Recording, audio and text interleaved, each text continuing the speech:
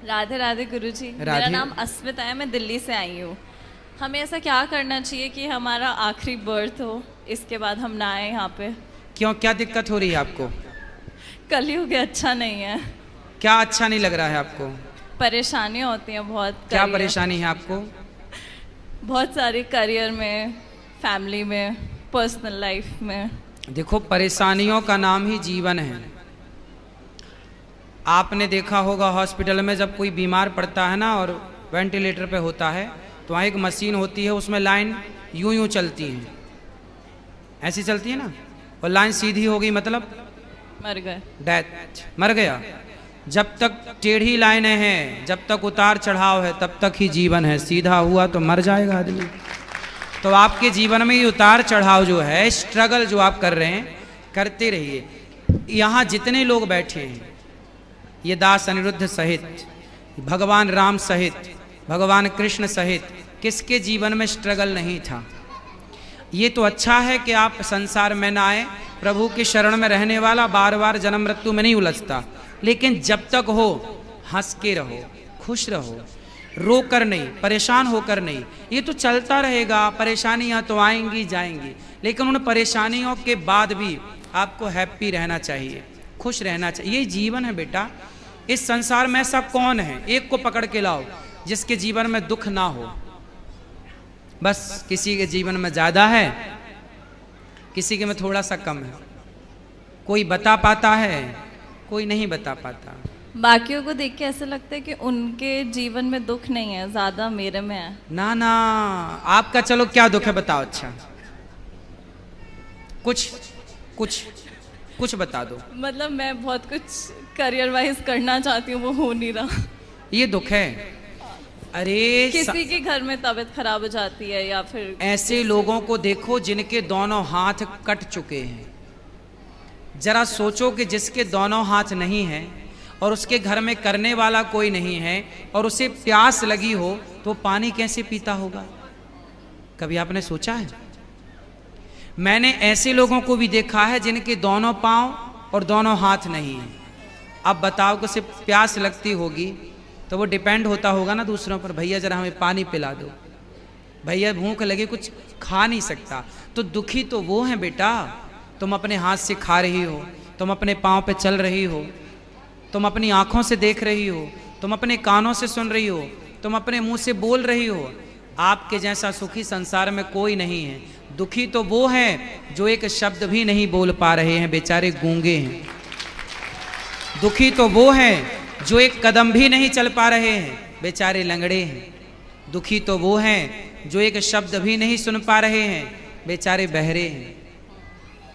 क्यों नहीं हम उन लोगों को देखते? हम क्यों अपने को ही हल्का मानते हैं?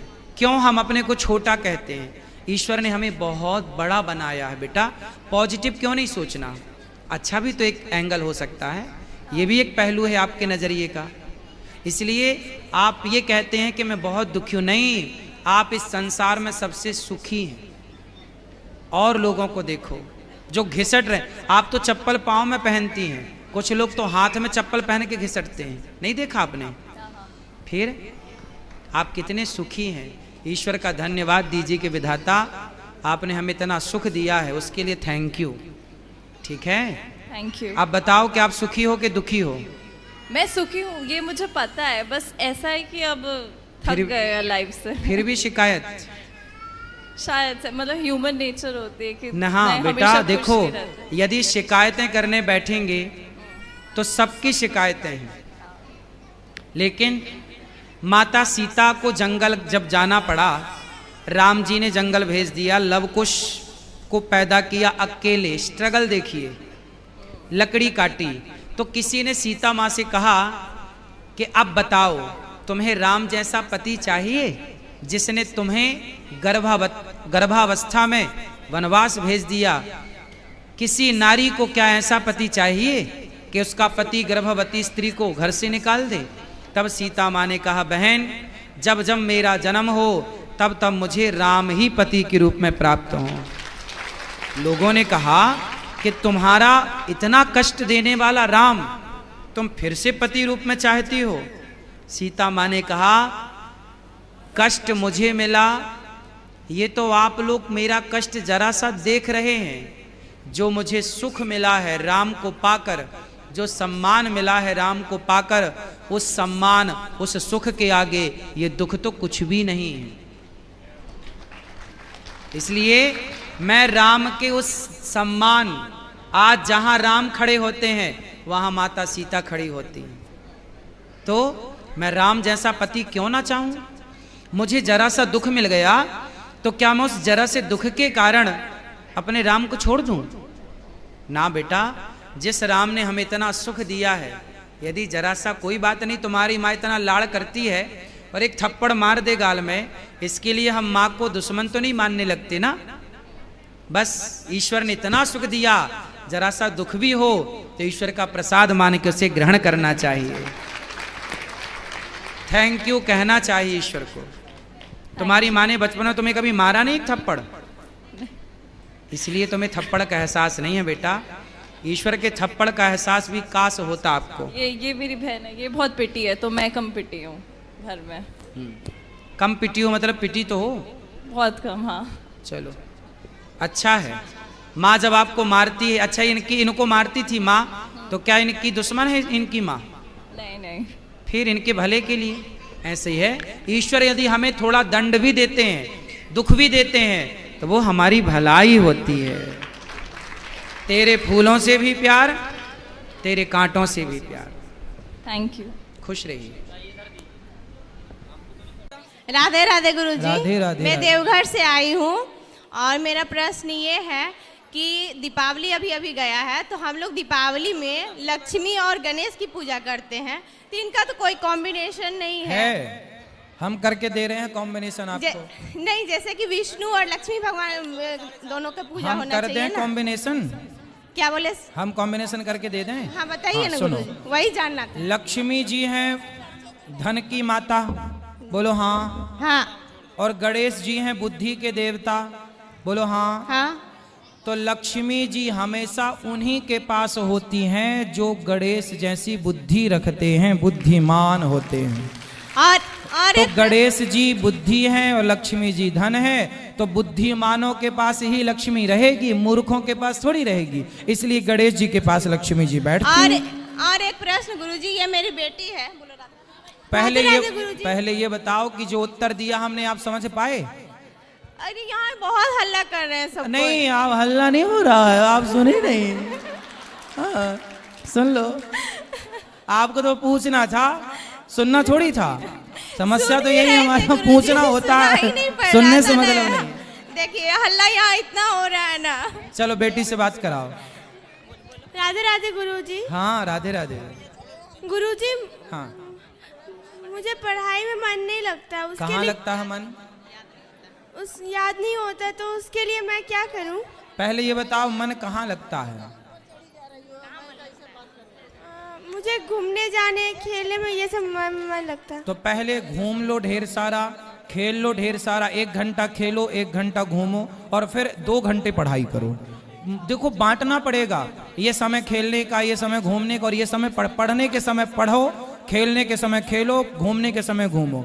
और बेटा याद करने के लिए आपको रोज अंकुरित अनाज खाने चाहिए। आपका खान पान अच्छा हो, अंकुरित दाल, अंकुरित चने और ताजी सब्जियां, ककड़ी इत्यादि, सलाद, और शीर्षासन, सिर के बल खड़े होने का अभ्यास करो। शीर्षासन, हल आसन, इनको करने से याददाश्त बढ़ती है। तो ये आसन करो और एकाग्र चित्त से पढ़ाई करो, रट करके नहीं, समझ करके पढ़ो तो बातें याद रहेंगी। गुरुजी हमारा आज सालगिरह है, हम लोग को आशीर्वाद दीजिए गुरुजी। खुश रहिए, भगवान आपको सुखी और स्वस्थ रखें। प्रश्न यूट्यूब पर फिर सुन लीजिएगा, बोला है आपके लिए। शांत में सुन ही लेंगे आपका प्रश्न। धन्यवाद। खुश रहिए। राधे राधे गुरुजी। जय श्रीमन नारायण। जय श्रीमन नारायण। मेरा बिहारी जी से यही प्रार्थना है गुरुजी, कि सदी उनके चरणों में मेरा प्रेम लगा रहे। मैं वृंदावन से जुड़ी रही हूँ आपके चरणों में। बिहारी जी सदा आपको जोड़े रखें। मैं आपको 2 लाइन कुछ भजन सुनाना चाहते, बाकी कोई प्रश्न नहीं। बहुत जल्दी, क्योंकि सबको मौका मिले। मेरे अवगुणों को, मेरे अवगुणों को भुला दीजिए चरणों में प्रभु जी लगा लीजिएगा। सुंदर, बहुत बढ़िया। मेरे अवगुणों को भुला दीजिएगा। चलो गुरु जी, राधा राधे। मेरा केवल इतना प्रश्न है बिहारी जी से कि मैंने बिहारी जी से पुत्र मांगा था, उन्होंने मेरी इच्छा पूरी करी।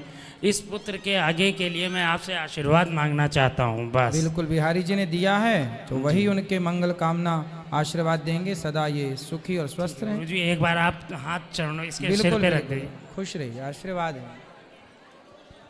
सब बैठो शांति से। महाराज जी राधे राधे। जी महाराज जी, मैंने किसी संत से सुना है कि दीक्षा लेना कोई जरूरी नहीं है, बस आप उनको मन से अगर मान लो तो वो आपके गुरु बन जाते हैं। हाँ। तो मतलब ऐसा होता है क्या? भाई, मन से आपने मान तो लिया, लेकिन गुरु जी जो आपको देना चाहते थे, जो मंत्र, जो परंपरागत मंत्र मिला है, जी तो फिर वो आप उस मंत्र से वंचित रह जाएंगे। मान लो, मान लेने में बुराई नहीं है, जी लेकिन आप जो मंत्र है परंपरागत, जी उससे वंचित रह जाएंगे। इसलिए गुरु जी एक मंत्र देते हैं, जी वो मंत्र ही मूल होता है। जी। अच्छा जैसे आप किसी को पति मान लो, जी, लेकिन आप शादी ना करो, तो वो पति नहीं है। तो फिर मान लेने से जब कोई पति नहीं हो सकता, तो माना है तो फिर उसे विधि विधान से एक विधान होता है जी कि आपका मंगलसूत्र पहनाया जाएगा, मांग भरी जाएगी, तब ना वो पति होगा।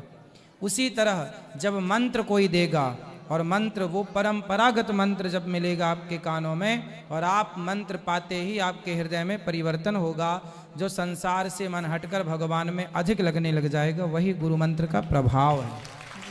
राधे राधे गुरु जी। तो